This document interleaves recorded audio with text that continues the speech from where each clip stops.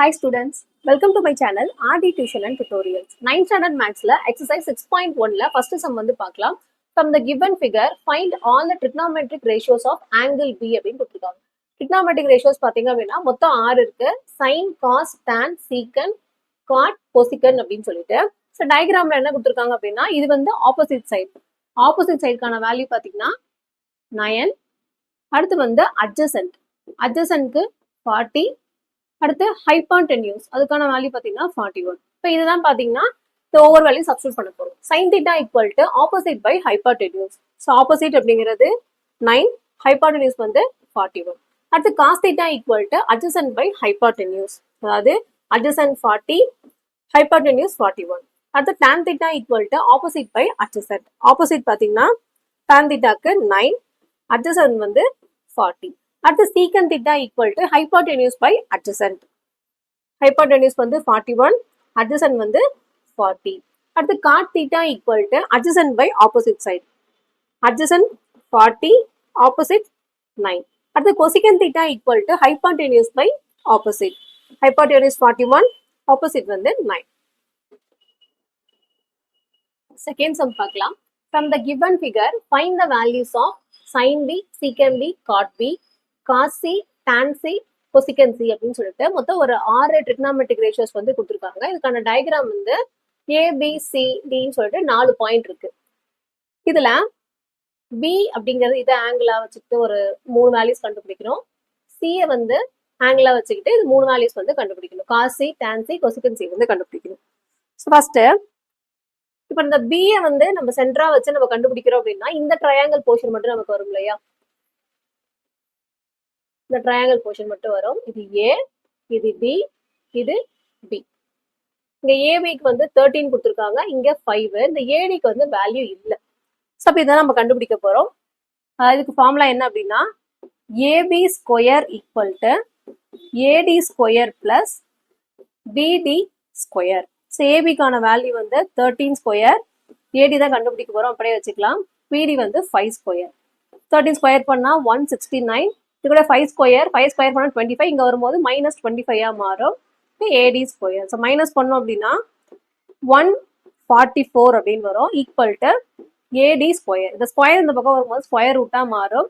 அப்ப ஏடிக்கான வேல்யூ எவ்வளோ அப்படின்னா 12. ஸோ அப்ப ஏடியோட வேல்யூ வந்து 12 எழுதிக்கலாம். ஏடி ஈக்குவல் டு 12 அப்படின்றத.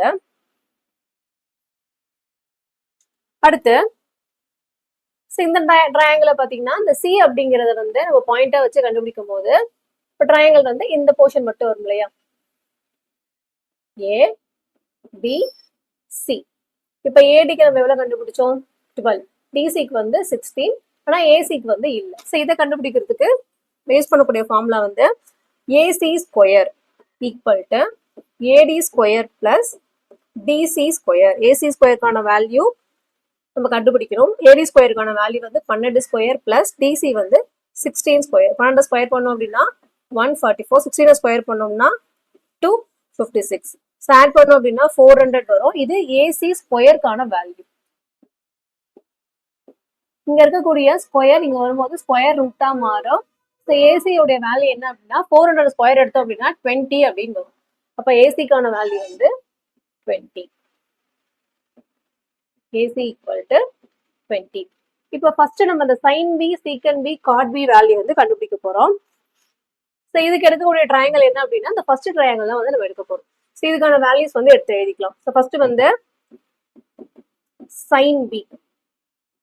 சைன்கான ஃபார்முலா என்ன? Opposite by hypotenuse. ஸோ இந்த ட்ரையாங்கிள்ல எதெல்லாம் ஆப்போசிட், ஹைபாட்டென்யூஸ், அட்ஜசன்ட் அப்படிங்கிறத எழுதிக்கலாம். ஸோ ஃபர்ஸ்ட் வந்து hypotenuse 13, adjacent 5, opposite வந்து 12. அப்ப 12 by 13. அடுத்து secant B. இதுக்கான formula hypotenuse by adjacent. hypotenuse 13, adjacent வந்து 5. அடுத்து வந்து cot theta. cot B equal to formula வந்து hypotenuse by adjacent. அப்போ ஹைபோட்டனியூஸ் 13, அட்ஜசன்ட் வந்து 5. இப்போ 4, 5, 6 வந்து பார்த்தீங்கன்னா cos C, tan C, cosecant C அப்படின்னு கொடுத்துருக்காங்க இல்லையா? அப்போ நம்ம எடுக்கக்கூடிய டயக்ராம் பார்த்தீங்கன்னா செகண்ட் டயக்ராம்ல பார்த்தீங்கன்னா இந்த ஆப்போசிட், அட்ஜசன்ட், ஹைபோட்டனியூஸ் வேல்யூவா வந்து எடுத்துக்கலாம். இது வந்து ஃபர்ஸ்ட் ட்ரையாங்கிள்கானது. இந்த செகண்ட் ட்ரையாங்கிளுக்கு வேல்யூஸ் பார்த்தீங்கன்னா hypotenuse 20, opposite 12, adjacent 16. இப்போ subdivision 4ல cos C equal to adjacent by hypotenuse. அப்போ 16/20. இது ஒரே ஃபார்முலால ஒரே நம்பரால கேன்சல் பண்ணலாம். 4 4s are 16, 5 4s are 20. அப்போ 4/5. அடுத்து சப்டிவிஷன் 5ல tan C அப்படின்னு கொடுத்துருக்காங்க. tan C, tan theta value என்னன்னா ஆப்போசிட் பை அட்ஜசன்ட். அப்போ ஆப்போசிட் வந்து 12, அட்ஜசன்ட் வந்து 16. அப்போ 12/16. சரி, 4 டேபிள்ல கேன்சல் பண்ணோம் அப்படின்னா 3 4s are 12, 4 4s are 16. அடுத்த 6th ஒன் வந்து நம்ம இங்க எழுதிக்கலாம். கொசிகன் C, அதாவது கொசிகன் தீட்டாக்கான ஃபார்முலா என்னன்னா ஹைபோட்டெனியூஸ் பை ஆப்போசிட். ஹைபோட்டெனியூஸ் வேல்யூ வந்து 20, ஆப்போசிட் வந்து 12. இதை 4 டேபிள்ல கேன்சல் பண்ணோம் அப்படின்னா 5 4s are 20, 3 4s are 12. அப்போ 5/3.